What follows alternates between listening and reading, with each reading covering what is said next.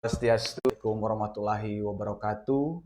Namo Buddhaya, salam kebajikan. Selamat pagi sahabat Serasi.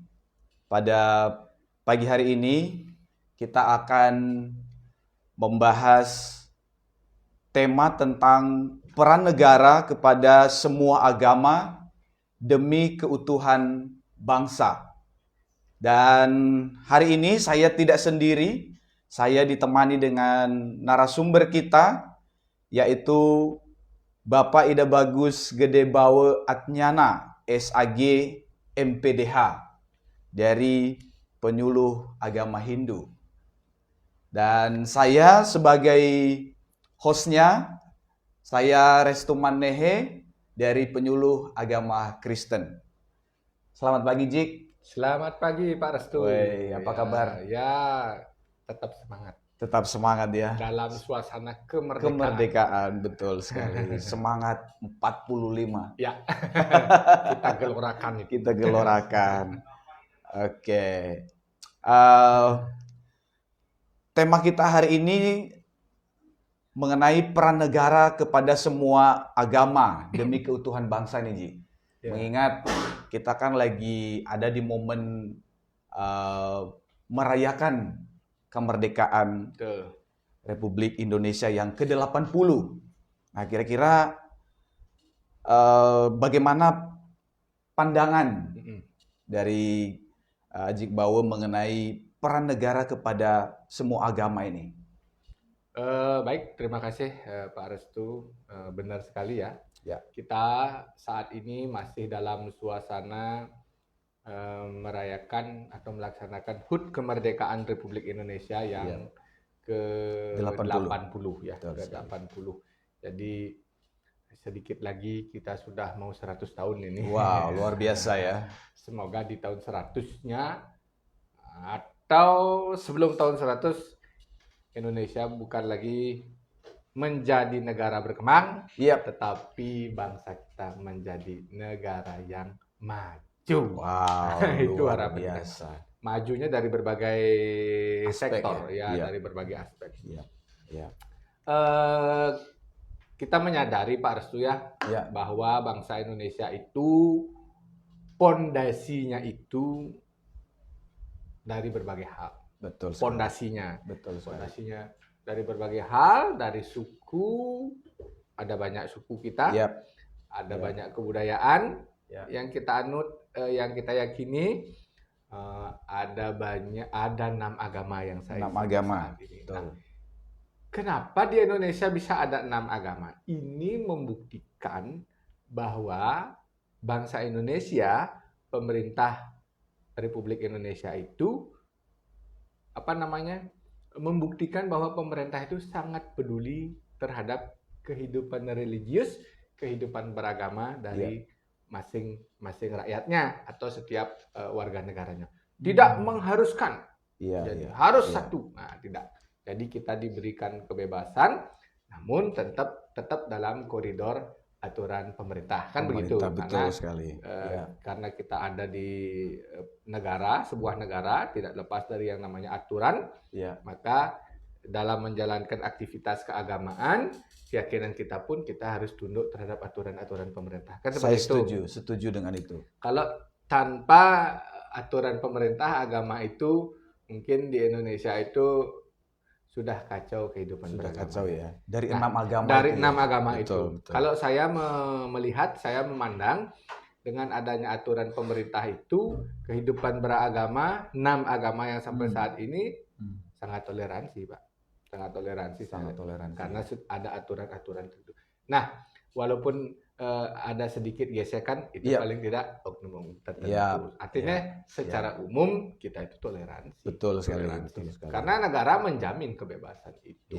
Nah, itulah yang menjadi pondasi bangsa Indonesia kita itu, sehingga seyogianya tidak bisa dipungkiri Indonesia itu menjadi negara maju, bukan negara berkembang. Kan begitu.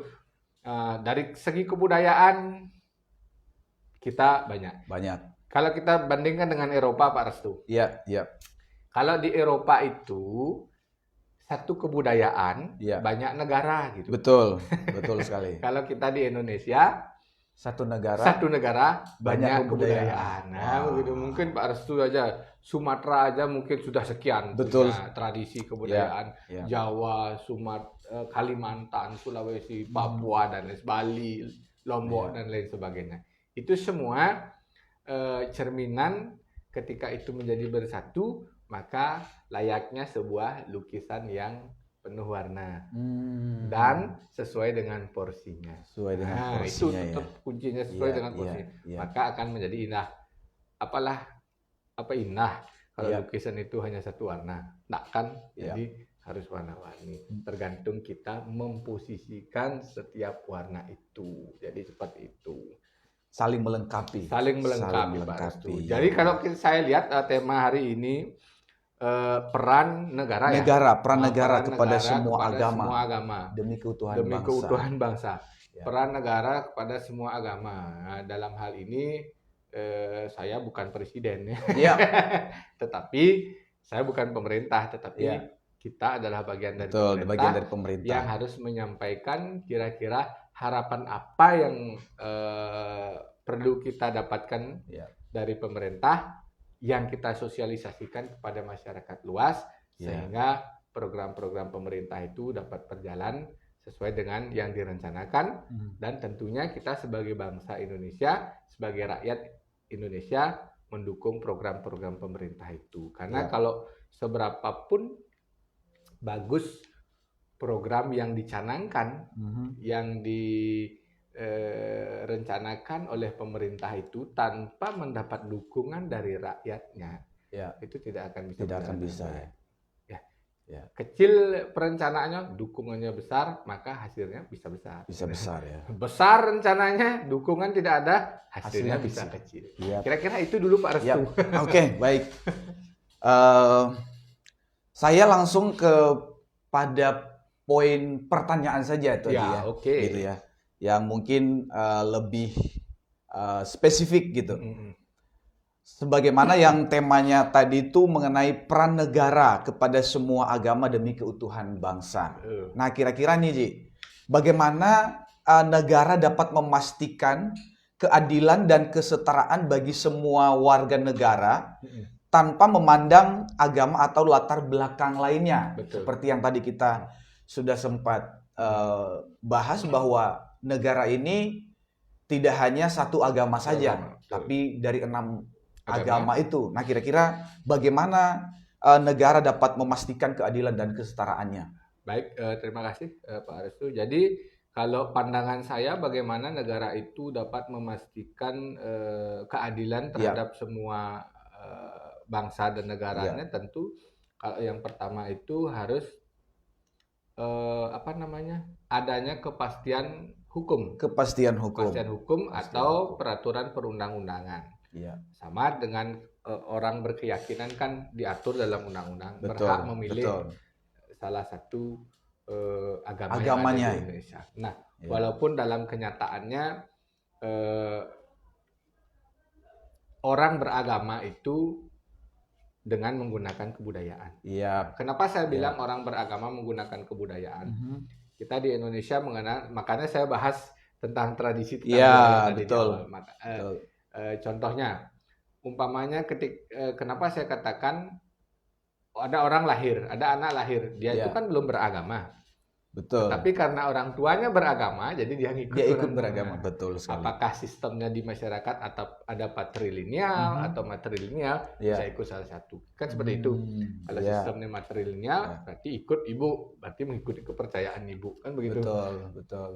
Kemudian lagi satu, ketika mengikuti sistemnya bapak, maka agamanya mengikuti bapak. Kan kadang seperti itu Pak Restu. Nah, itulah maksud saya, agama di Indonesia itu prakteknya dilakukan dengan tradisi-tradisi, dengan budaya-budaya yang ada di Indonesia.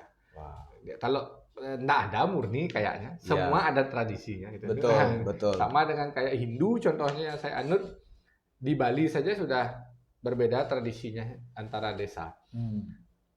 dengan di Jawa udah Iya. beda lagi, dengan Sasak sudah beda lagi, Iya. dengan Keharingan sudah beda lagi. Iya. Tetapi sumbernya tujuannya satu. Satu ya. Jadi Tujuannya satu. hanya cara melaksanakannya berbeda. Betul. Sama ketika kita datang hari ini ke sini, ke Iya. tempat ini, Iya.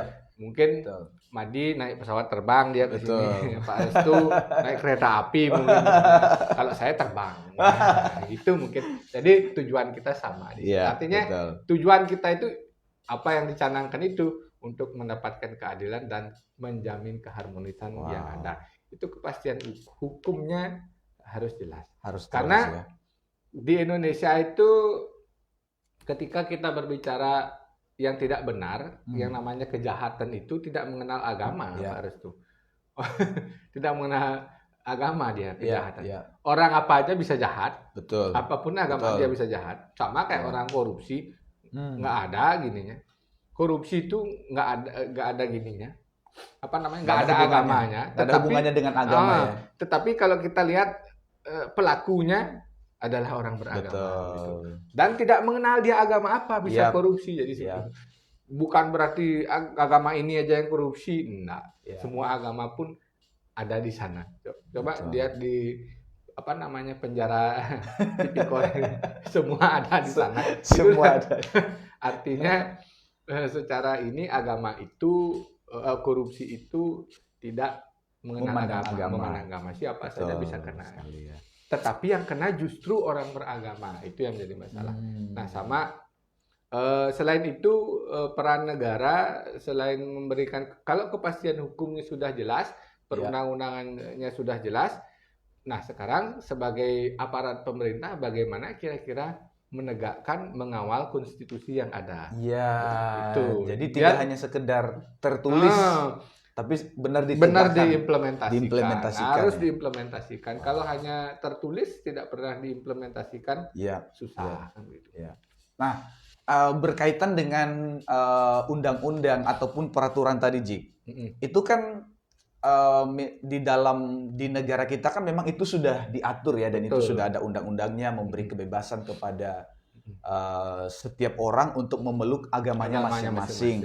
Tetapi juga kita kembali kepada misalnya tadi mengenai budaya. Ada orang-orang yang memang misalnya dia lahir tapi dia belum tahu tentang agama, tapi dia sudah punya agama.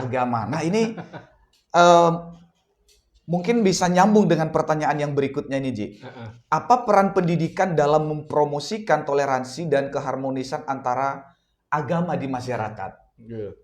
Baik, terima kasih. Bagus ini pertanyaannya. Iya. Ketika orang lahir itu seperti yang kita bahas tadi, Iya, Pak Restu, betul. masih belum tahu agama, Betul orang sekali. kosong. Yang harus diajarkan pertama itu menjadi orang baik. Iya. Betul kan?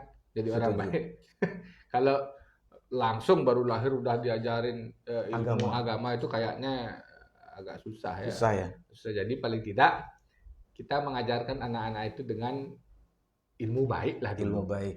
Etika Betul. itu. Karena semua agama itu kemanapun dia agamanya nanti pasti ada etikanya. Tidak ada agama yang tidak memiliki etika, ya kan? Betul. Tidak ada kebudayaan yang Betul tidak sekali. memiliki etika. Nah, makanya ketika dia kecil itulah yang diperdalam tentang kebaikan. Tentang kebaikan. Nah, kemudian kalau dalam Hindu itu dia mengenal ada Dharma Negara, ada Dharma Agamo, Pak Restu. Dharma Agamo itu adalah kewajiban mereka sebagai seorang menjalankan syariat agamanya.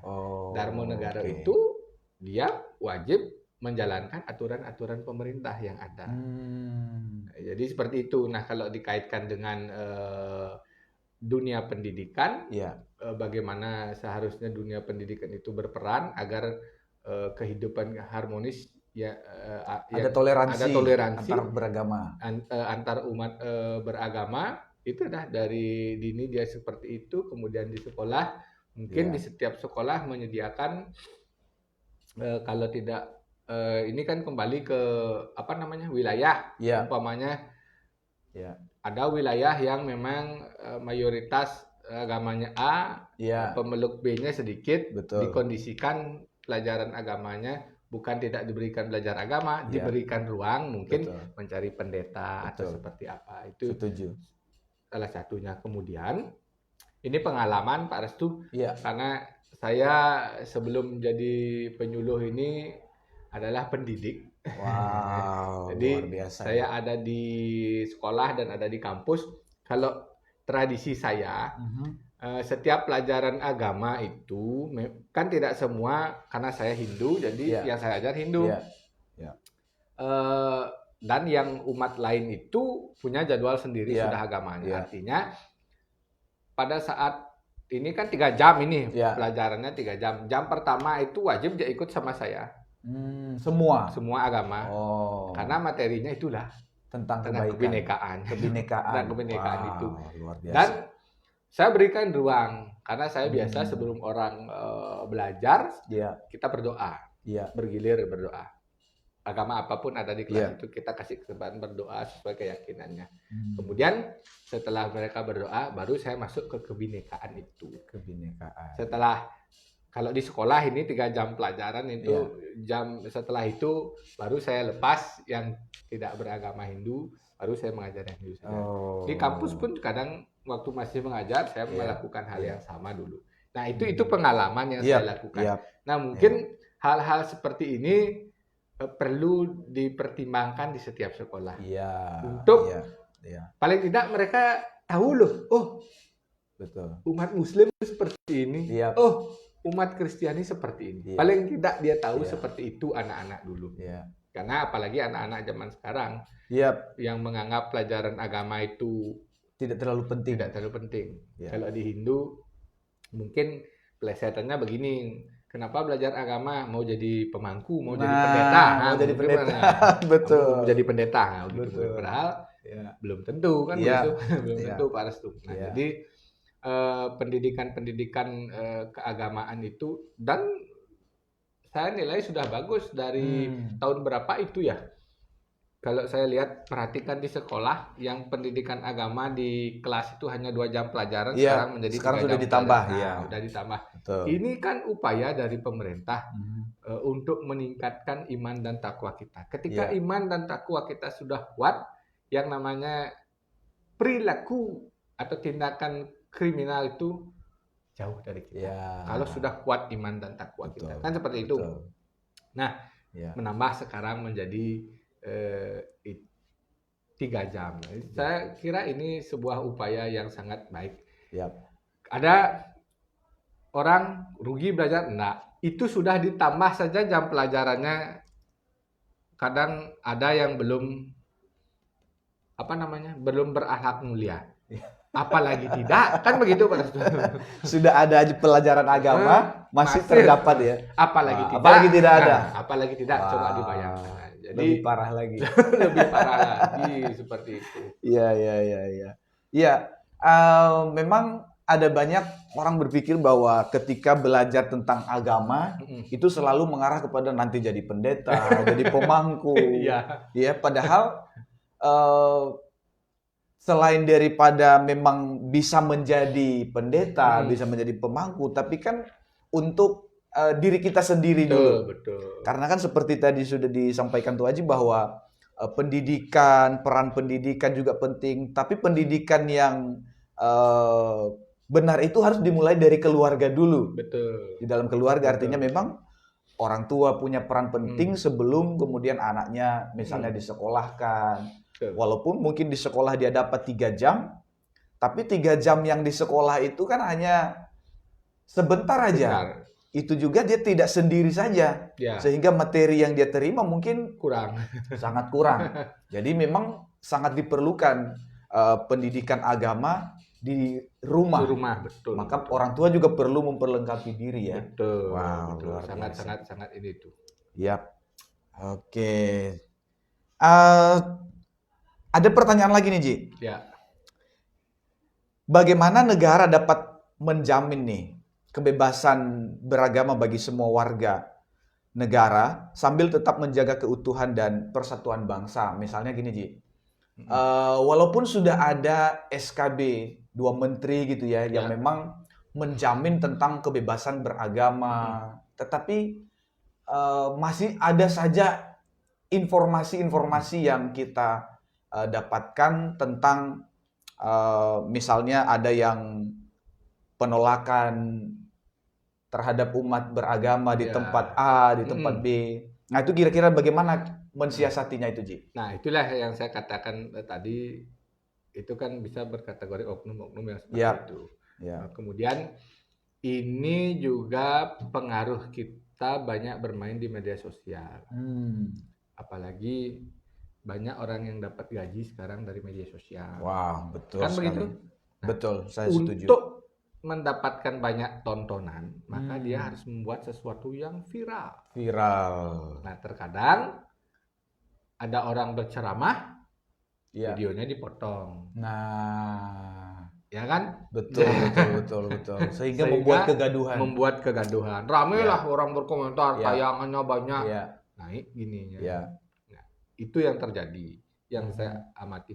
Ya. Tidak di antar umat beragama. Intern saja kadang Intern, seperti ya. itu. Kami aja di Hindu mengalami hal-hal seperti itu.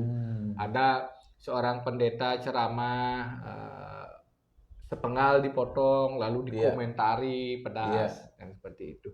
Sama dengan kita umpamanya ingin mengkritiki kebijakan pemerintah. Itu ya dikritisi, jangan menghujat. Iya, Ya, betul. beda dong mengkritik sama menghujat. Menghujat ya. Ya, mengkritik kan dengan bahasa-bahasa Yang orang sopan berbangsa lah. bernegara. Iya. Gitu. Betul, Kalau sudah mencaci maki dan Iya. lain sebagainya, itu kan sama dengan Iya. menghujat.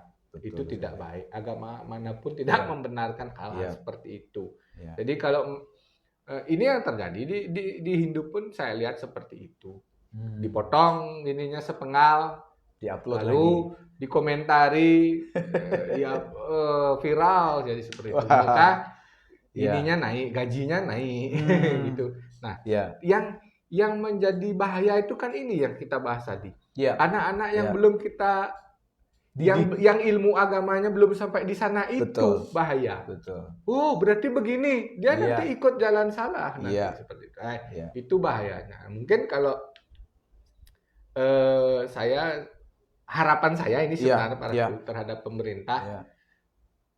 melalui kalau Kementerian Agama, Iya. alma mater kita di Betul, Kementerian betul, Agama mungkin betul. bisa dengan Kementerian Komunikasi ya, Iya. Kominfo mungkin Iya. ya.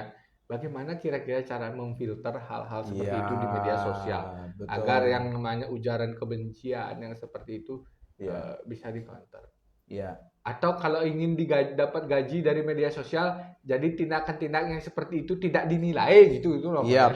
Tidak Iya. dinilai oleh Tidak akunnya. masuk kategori. Tidak masuk kategori hal-hal yang seperti itu. Iya. Mungkin harapan saya mungkin seperti itu. Kemudian kalau kita melihat, kalau kita memandang tadi masih ada gesekan-gesekan itu ya masih tetap Iya, di mana iya. pasti ada gesekan. Cuman Pasti ya. kalau ada gesekan di Bali pun ada gesekan, Iya. Pak Restu.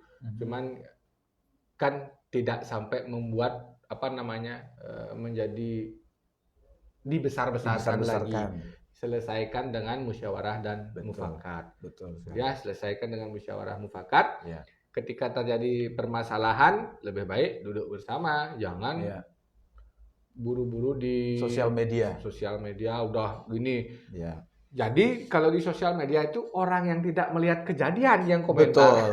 Betul. Itu yang Iya. membuat rame. Nah, Iya. kalau saran saya sebagai seorang penyuluh, tentunya penyuluh agama kepada pemerintah ya tadi melalui Menkominfo itu mungkin dapat membantu memfilter hal-hal seperti itu di media sosial. Setuju, Ji. Ya.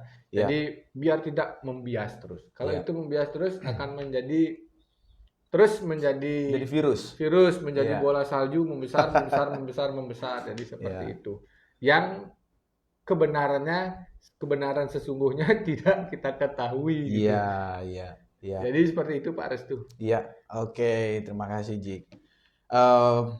Sahabat Serasi, memang ada banyak kemajuan yang terjadi saat ini termasuk mengenai sosial media, Jik ya. Jadi memang ada plus minusnya, Betul. ada nilai positifnya. Jadi dengan kita bersosial media itu sangat baik, informasi betul, apapun betul. kita bisa dapatkan. Tapi kita perlu menyaring, Menyaring. memfilter ya, Oh, memfilter betul. informasi-informasi yang kita dapatkan itu benar atau tidak, Ya. gitu ya. Wow, luar biasa. Eh, Mungkin satu pertanyaan lagi, Ji. Ya. Satu pertanyaan lagi sebelum kita tutup. Eh, Seperti tadi bahwa misalnya ada orang yang membuat konten Mm-mm. di sosial media, kemudian dia ambil satu video, Mm-mm. kemudian potong videonya, kemudian yang di upload itu bagian plesetannya, Betul. bagian plesetannya sehingga Iya. membuat kegaduhan. Heeh. Nah, kira-kira bagaimana mensiasati ini? Karena kan negara kita negara hukum ya. Betul. Banyak sekarang ini hanya cukup dengan misalnya buat surat pernyataan saja. Damai. Apakah itu cukup memberi efek jerah? Nah, ini kembali lagi nih. Ya. Apakah itu membuat efek Efek jerah? jerah. Kalau menurut saya, Ya. semasih dia ingin ada penghasilan dari sana itu pasti akan mengulangi lagi. Kalau menurut saya, Iya. pasti akan mengulang. Iya. Memang hukum itu harus dijadikan panglima tertinggi. Betul. Seperti kata Pak Presiden kita. Betul. Hukum adalah panglima tertinggi. Betul. Salah, ya harus salah. Ya. Nah, jadi seperti itu. Nyambung dulu Ya. lagi sedikit Pak Restu yang Ya. tadi yang Silakan, Ji. saya jelaskan tadi, peran negara dan pemerintah di dalam menangani konflik-konflik Ya. yang ada itu tentu kita harus menyadari juga makanya saya awali tadi dengan kebudayaan masyarakat-masyarakat yang ada di Indonesia, ada di Papua dan lain sebagainya. Ketika ingin membangun atau ada konflik pembangunan tempat ibadah, umpamanya contohnya, itu dah kita telusurilah dulu kenapa sih ada konflik seperti itu. Betul. Karena kan bisa saja ini Ya. belum diizinkan membangun, mungkin tanahnya masih sengketa, mungkin apakah tanah adat dan lain sebagainya. Karena yang saya tahu di Indonesia ini yang status tanah adat itu masih banyak. Mungkin saja itu sebabnya. Kalau kemudian mungkin umatnya mungkin belum dianggap masih minoritas. Masih sedikit. Nah, ibaratnya seperti ini. Umpamanya saya merantau ke Sulawesi gitu umpamanya. Saya aja yang beragama Hindu di sana kan tidak mungkin saya buat pura. Betul. Tetapi saya dengan dengan mengatasnamakan Bhinneka Tunggal Ika, saya harus buat pura sendiri di sana kan nggak mungkin. Jadi tempat ibadah yang saya buat hanya dalam rumah saya. Hal-hal seperti ini mungkin dari manapun kita beribadah, dari manapun kita beribadat, dengan kalau sudah tulus begitulah, ikhlas, pasti akan dikabulkan oleh Tuhan kita. Kan seperti itu. Walaupun kita ibadahnya di tempat ibadah yang paling bagus, tapi tujuan kita tidak baik, kan tentu tidak baik juga. Nah, kemudian yang terakhir tadi, apa itu yang terakhir tadi? Bagaimana negara menjamin? Nah, bagaimana negara menjamin itu dah yang saya katakan, cara negara menjamin. Kalau kita lihat di Bali, Pak Restu, di Bali saya katakan, saya ambil contoh satu kabupaten di Bali ada Kabupaten Badung. Ya, Kabupaten Badung ini memang memiliki PAD terbesar di Bali, bahkan di Indonesia nomor 2 dia punya PAD-nya karena pariwisata. Setiap tempat ibadah yang ada di Bandung itu diberikan bantuan oleh pemerintah. Beberapa masjid sudah dibuat dengan anggaran di atas 5 miliar. Gereja ada 60 miliar itu yang di dalam. Jadi pemerintah itu harus bisa seperti itu. Kalau istilah ajaran Hindu, jadi pemimpin itu harus bisa bersikap menjalankan ajaran Astabrata. Yamo, adil. Salah satunya, saya bahas salah satu Yamo itu harus adil. Betul. Jadi harus adil ya. Nah, tetapi adil itu kembali. Adil itu harus disesuaikan dengan kebutuhan masyarakat. Porsinya. Betul. Kalau dia umatnya 50, ya dibuatkan tempat ibadah Ya, yang yang sesuai yang dengan cukup jumlah. 50 orang. Ya. Jangan umatnya 50, tetapi membuat rumah ibadahnya dengan volume 1000, kan mubazir, jadi seperti itu. Ya, Jangan ya. juga sebaliknya, Betul. umatnya ada 1000, 1000, tetapi dibuatkan tempat ibadah Untuk untuk 50. 50 orang. Nah, jadi harapan saya kalau pemerintah itu harus bisa adil di sana. Iya. Tentu adil itu sesuai dengan porsinya masing-masing. Saya kira itu Pak Restu. Ya, terima kasih Jik. Ini kita nggak berasa ya. Waktunya kita sudah 30 menit ya, sudah mau 30 menit lebih nih. Ya, jadi mungkin sebagai penutup nih Jik. Ya. Closing statement-nya Ya. mengenai tema kita hari ini, peran negara kepada semua agama demi keutuhan bangsa. Baik, terima kasih.